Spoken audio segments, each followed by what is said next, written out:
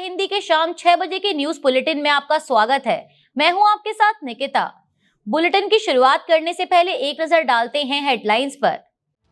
America के राष्ट्रपति के पास हमें परमाणु अधिकारों से वंचित करने का कोई औचित्य नहीं, मसूद पेजेशकियान। होर्मुज जलडमरू मध्य में 2 टैंकरों पर हमले के बाद भारत की ईरान को चेतावनी। रिपोर्ट। महिला आरक्षण के मुद्दे पर तेजस्वी यादव ने शेयर किए आंकड़े, बीजेपी को दी चुनौती। प्रधानमंत्री जी अगली बार जब देश को संबोधित करें तो संसद के फ्लोर से करें, ममता बनर्जी। मुख्य चुनाव आयुक्त ज्ञानेश कुमार को हटाने के लिए संसद में फिर प्रस्ताव लाएगा विपक्ष। ईरानी स्टूडेंट न्यूज एजेंसी ने रविवार 19 अप्रैल को ईरान के राष्ट्रपति मसूद पेजेशकियान के हवाले से कहा कि अमेरिकी राष्ट्रपति ट्रंप के पास ईरान को उसके परमाणु अधिकारों से वंचित करने का कोई औचित्य नहीं है। यह बयान ऐसे समय में आया है जब वॉशिंगटन और तेहरान के बीच परमाणु मुद्दों पर असहमति बनी हुई है। पेजेशकियान के हवाले से कहा गया कि ट्रंप कहते हैं कि ईरान अपने परमाणु अधिकारों का उपयोग नहीं कर सकता, लेकिन यह नहीं बताते कि किस अपराध के लिए। किसी राष्ट्र को उसके अधिकारों से वंचित करने वाले वह कौन होते हैं। ईरान ने अमेरिकी नाकेबंदी के जवाब में स्ट्रेट ऑफ होर्मुज को फिर से बंद कर दिया है, जिससे वैश्विक समुद्री व्यापार और ऊर्जा आपूर्ति पर असर साफ दिखने लगा है। जहाज ट्रैकिंग वेबसाइटों के अनुसार इस अहम मार्ग से फिलहाल कोई जहाज नहीं गुजर रहा, जबकि कई जहाज खाड़ी के आसपास, खासकर ओमान और यूएई के तटों के पास लंगर डाले खड़े हैं।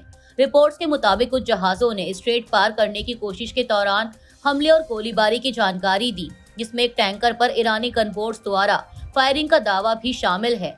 इसी दौरान ईरान के रेवोल्यूशनरी गार्ड्स ने 2 भारतीय जहाजों पर भी गोलीबारी की, जिससे उन्हें रास्ता बदलना पड़ा।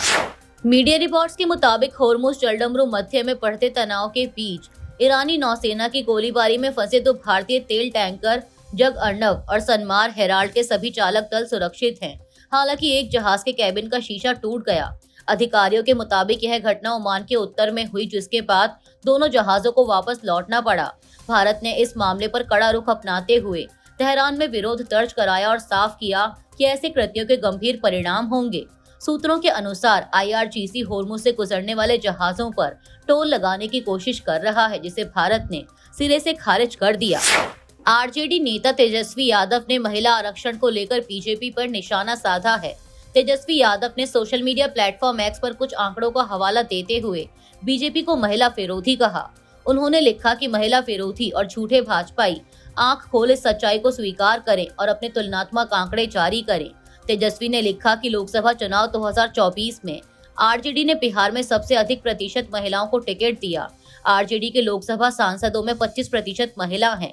तेजस्वी यादव ने कहा कि बिहार विधानसभा चुनाव 2025 में भी आरजेडी ने ही सबसे अधिक महिलाओं को टिकट दिया था। बिहार विधान परिषद में भी दलों में सबसे अधिक 21.4% महिलाओं का प्रतिनिधित्व आरजेडी में है। तेजस्वी यादव ने आरोप लगाया है कि नकली लोग महिला उत्थान की बात करते हैं। पश्चिम बंगाल की मुख्यमंत्री ममता बनर्जी ने प्रधानमंत्री नरेंद्र मोदी पर गुमराह करने का आरोप लगाया है। ममता बनर्जी ने कहा कि प्रधानमंत्री ने ईमानदारी से देश को संबोधित करने की बजाय उसे गुमराह करना चुना। एक्स पर ममता ने लिखा कि टीएमसी हमेशा से महिलाओं को राजनीति में ज्यादा प्रतिनिधित्व देने की पक्षधर रही है। हमारे पास संसद और राज्य विधानसभा दोनों में सबसे ज्यादा महिला प्रतिनिधि हैं। लोकसभा में हमारे 37.9% सदस्य महिलाएं हैं। राज्यसभा में हमने 46% महिला सदस्य नामित की हैं। महिलाओं के आरक्षण का विरोध करने का सवाल ही नहीं उठता और कभी उठा भी नहीं। हमारा असली विरोध डिलिमिटेशन से है, जिसे मोदी सरकार महिलाओं को ढाल बनाकर अपने राजनीतिक फायदे के लिए आगे बढ़ाना चाहती थी। हमारा विरोध संविधान में बदलाव करने, देश को बांटने और सत्ता हथियाने की कोशिश से है, जिसमें डिलिमिटेशन से बीजेपी शासित राज्यों को ज्यादा प्रतिनिधित्व दिया जाए और बाकी राज्यों को नुकसान पहुंचे। यह संघीय लोकतंत्र पर हमला है। ममता ने आगे लिखा कि प्रधानमंत्री जी, अगली बार जब आप देश को संबोधित करें तो संसद के फ्लोर से करें, जहां आपको सवालों और जवाबदेही का सामना करना पड़े। कांग्रेस ने पीएम मोदी पर आरोप लगाया है कि वो आधी आबादी के मसीहा बनना चाहते हैं, लेकिन असल में महिला आरक्षण तो मुद्दा ही नहीं है। कांग्रेस नेता सुप्रिया श्रीनेत ने प्रेस कॉन्फ्रेंस में कहा कि मोदी सरकार महिला आरक्षण के पीछे छिपकर विभाजनकारी और गैर लोकतांत्रिक परिसीमन करना चाहती है। उन्होंने कहा कि महिला आरक्षण बिल हारा नहीं है, वो संविधान का हिस्सा है। साल 2023 में देश के सदन ने उसे सर्वसम्मति से पारित किया है। लेकिन मोदी सरकार ने उसमें शर्तें लगा दी हैं। महिला आरक्षण के रास्ते में रोड़ा अटका रही है। सुप्रिया श्रीनेत ने आगे कहा कि प्रधानमंत्री मोदी ने कल शनिवार को देश को 29 मिनट तक संबोधित किया, जिसमें 59 बार कांग्रेस का नाम लिया। मतलब हर 30 सेकंड पर पीएम मोदी कांग्रेस के नाम की माला जप रहे थे। मोदी जी का ये डर हमें अच्छा लगा। संसद में विपक्षी दलों ने मुख्य चुनाव आयुक्त यानी सीईसी ज्ञानेश कुमार को हटाने के लिए नया प्रस्ताव लाने की तैयारी शुरू कर दी है। यह फैसला हाल ही में संविधान 131वां संशोधन विधेयक गिरने के बाद लिया गया, जिससे विपक्ष का मनोबल बढ़ा है। इससे पहले 12 मार्च को लाए गए प्रस्ताव को लोकसभा स्पीकर ओम बिरला और राज्यसभा के सभापति सीपी राधाकृष्णन ने 6 अप्रैल को खारिज कर दिया था, यह कहते हुए कि दुराचार के ठोस सबूत नहीं हैं, जो संविधान के अनुच्छेद 324(5) के तहत जरूरी होते हैं। विपक्ष ने सीईसी पर पक्षपात, वोटर लिस्ट में गड़बड़ी और चुनावी जांच में पाथा जैसे 7 गंभीर आरोप लगाए थे। अब विपक्ष नए आरोप जोड़कर फिर से प्रस्ताव लाने की तैयारी में है और उम्मीद कर रहा है कि इस बार ज्यादा सांसद समर्थन देंगे। सरकार इन आरोपों को राजनीतिक बताकर खारिज कर रही है, जिससे यह मुद्दा आने वाले दिनों में संसद में बड़ा विवाद बन सकता है। सीपीआई सांसद पी संतोष कुमार ने मुख्य चुनाव आयुक्त ज्ञानेश कुमार को पत्र लिखकर आरोप लगाया है कि प्रधानमंत्री मोदी ने राष्ट्र के नाम अपने हालिया संबोधन के जरिए आदर्श आचार संहिता का उल्लंघन किया है और चुनाव आयोग से इस मामले में तत्काल हस्तक्षेप की मांग की। 19 अप्रैल को लिखे एक पत्र में संतोष कुमार ने कहा कि प्रधानमंत्री का यह संबोधन, जो ऐसे समय में दिया गया जब 5 राज्यों में आदर्श आचार संहिता लागू है, राजनीतिक प्रकृति का था और इसमें पक्षपातपूर्ण दावे तथा चुनिंदा बातें शामिल थीं, जिनका मकसद एक ऐसे मुद्दे पर जनमत को प्रभावित करना था जिस पर सक्रिय राजनीतिक मुकाबला चल रहा है। उन्होंने आगे कहा कि इस संबोधन का दूरदर्शन और संसद टीवी जैसे सार्वजनिक मंचों पर प्रसारण करना सरकारी संसाधनों का दुरुपयोग करने जैसा है। भारत के रजिस्ट्रार जनरल ने अरुणाचल प्रदेश के पासीघाट को गलत तरीके से चीनी शहर मेडोंग दिखाए जाने वाले मैप विवाद को सुलझाने की जानकारी दी है। आरजीआई ने शनिवार को कहा कि अरुणाचल प्रदेश के पूर्वी सियांग जिले में पासीघाट को चीनी शहर मेडोंग के तौर पर दिखाने वाले एक सेल्फ एन्यूमरेशन मैप से जुड़ा मामला सुलझा लिया गया है। यह गलती se.census.gov.in पोर्टल पर सेल्फ एन्यूमरेशन के दौरान सामने आई थी, जिसे एक्स यूजर मोहंटो पांगिंग पाओ ने उठाया था। पाओ ने एक पोस्ट किया जिसमें लिखा कि पोर्टल se.census.gov.in पर सेल्फ एन्यूमरेशन की कोशिश करते समय मैप में अरुणाचल प्रदेश के पासीघाट को मेडोंग के तौर पर दिखाया गया था। मेडोंग चीन का एक शहर है। गूगल के सीईओ सुंदर पिचाई भारतीय हैं। यहाँ तक कि सरकारी पोर्टल भी हमारी जमीन को दूसरे देश को सौंप रहे हैं। तुरंत दखल की जरूरत है। शाम को आरजीआई ने एक स्पष्टीकरण जारी करते हुए कहा कि इस समस्या को मैप सर्विस देने वाली कंपनी के सामने उठाया गया था और इसे हल कर दिया गया है। बता दें कि 16 अप्रैल से अरुणाचल प्रदेश समेत कई राज्यों में 15 दिन का सेल्फ एन्यूमरेशन अभियान शुरू हुआ है, जिसमें नागरिक ऑनलाइन अपनी जानकारी भर सकते हैं और एक यूनिक आईडी प्राप्त करते हैं, जिसे बाद में जनगणना कर्मियों को सत्यापन के लिए देना होगा। यह आजादी के बाद 8वीं जनगणना है, जो 2 चरणों हाउस लिस्टिंग और जनसंख्या गणना में होगी। पहली बार यह पूरी प्रक्रिया डिजिटल तरीके से की जा रही है, जिसमें एन्यूमरेटर मोबाइल ऐप के जरिए डेटा इकट्ठा करेंगे। महिला आरक्षण को लेकर सियासी टकराव तेज हो गया है। विपक्षी इंडिया गठबंधन ने प्रधानमंत्री नरेंद्र मोदी को पत्र लिखकर 2023 के महिला आरक्षण कानून को तुरंत लागू करने और इसे परिसीमन प्रक्रिया से अलग करने की मांग करने की तैयारी की है। मल्लिकार्जुन खड़गे की अध्यक्षता में हुई बैठक में तय हुआ कि देश भर में प्रेस कॉन्फ्रेंस कर महिला आरक्षण पर सरकार द्वारा विपक्ष के खिलाफ चलाए जा रहे नैरेटिव का जवाब दिया जाएगा। तेलंगाना के मुख्यमंत्री रेवंत रेड्डी ने आरोप लगाया कि बीजेपी महिला आरक्षण के जरिए संविधान और चुनावी ढांचा बदलना चाहती है।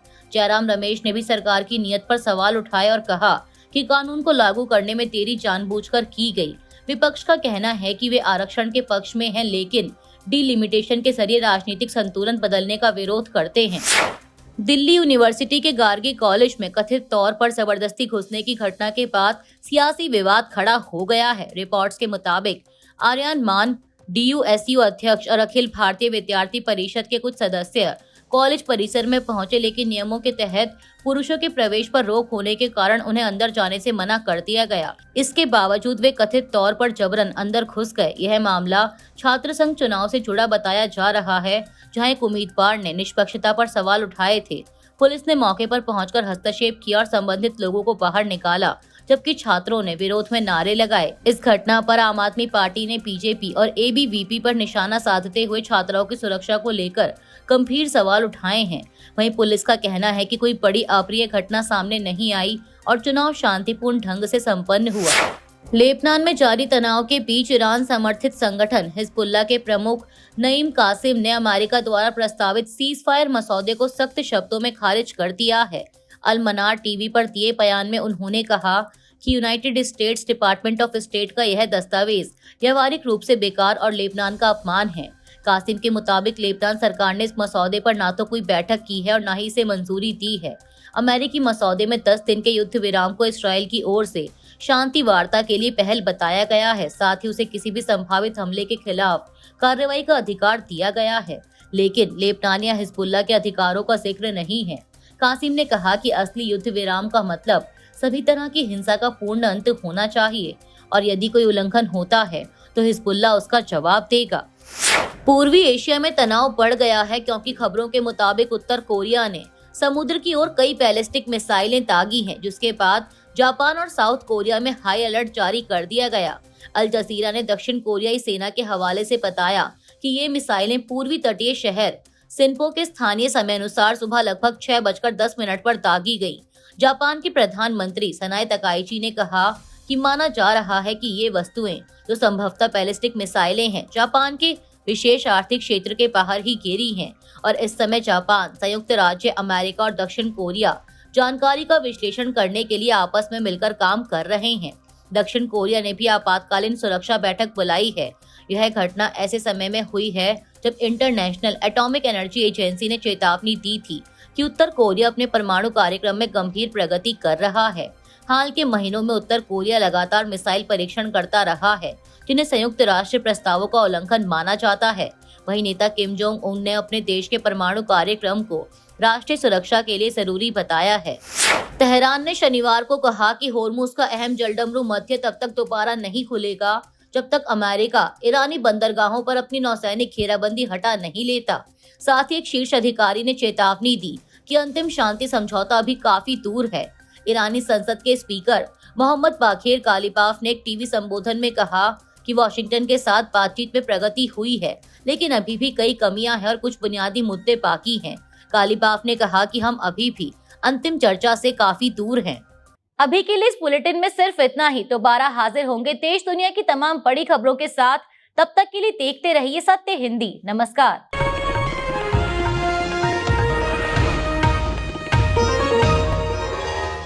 Copyright disclaimer under Section 107 of the Copyright Act 1976. Allowance is made for fair use for purposes such as criticism, comment, news reporting, scholarship, and research. Fair use is a use permitted by copyright statute that might otherwise be infringing.